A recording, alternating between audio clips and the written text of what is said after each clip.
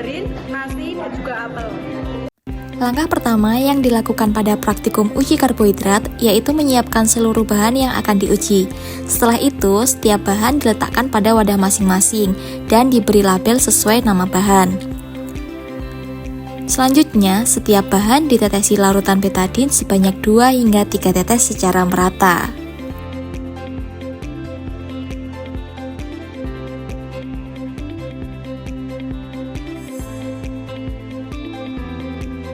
Langkah kedua, setelah seluruh bahan diberi larutan betadin, masing-masing sampel kemudian diaduk dan diratakan secara perlahan menggunakan sendok.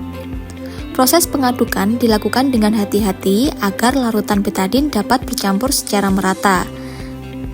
Langkah ini bertujuan untuk membantu memperjelas reaksi yang terjadi antara larutan betadin dengan kandungan karbohidrat pada bahan, sehingga perubahan warna yang muncul dapat diamati dengan lebih jelas dan akurat.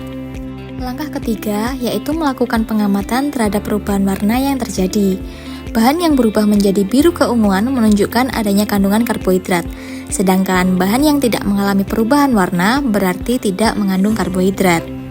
Berdasarkan hasil pengamatan, bahan yang mengandung karbohidrat yaitu ada biskuit, kentang, nasi, dan tepung terigu yang mengalami perubahan warna menjadi biru keunguan.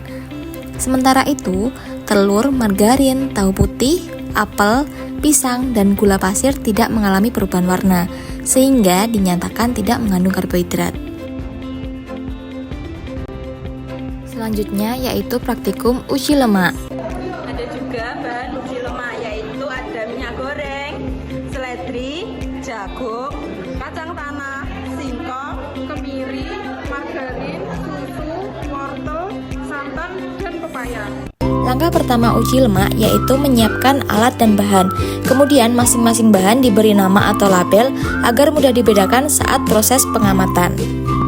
Langkah kedua, menyiapkan kertas coklat sampul buku sebagai media pengujian. Kemudian memberikan label pada setiap bagian kertas sesuai dengan nama bahan yang akan diuji, supaya tidak tertukar selama praktikum berlangsung.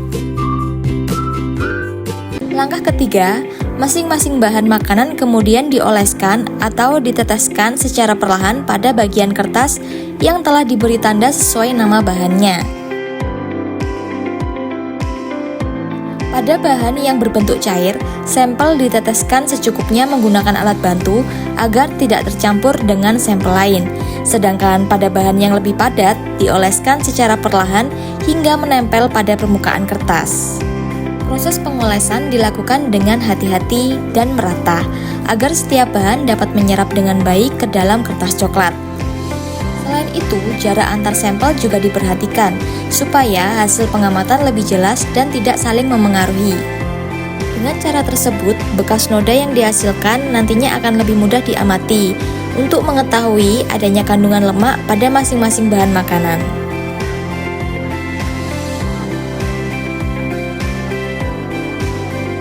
Langkah keempat, seluruh sampel yang telah dioleskan pada kertas kemudian didiamkan kurang lebih selama 10 menit agar noda yang terbentuk dapat terlihat dengan lebih jelas pada permukaan kertas coklat.